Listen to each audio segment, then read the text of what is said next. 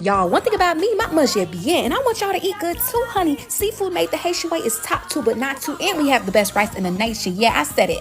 Today we're at Greg's Cookout in Hollandale and Miami. Let me tell you, they got the vibes and the drinks, like the passion fruit and sour sop, and that lemonade, 10 out of 10, fruity and flavorful. Now let's get into the bien tempeh food, like the 10 wings, so well seasoned. Oh my God, they have seafood trios, guys, like their lobster tail, juicy with the Haitian spices, along with the Jonjon Haitian mushroom rice, shrimp, and salmon finger licking good. Now, have y'all had fried goat before? Don't knock tasso cabri until you try it, honey, along with the griot and the bun en beurre. Now, I dropped the pickles, y'all. Don't judge me, but one bite out of that, and I felt like I was right on the waters of Haiti living my best life on vacation, okay?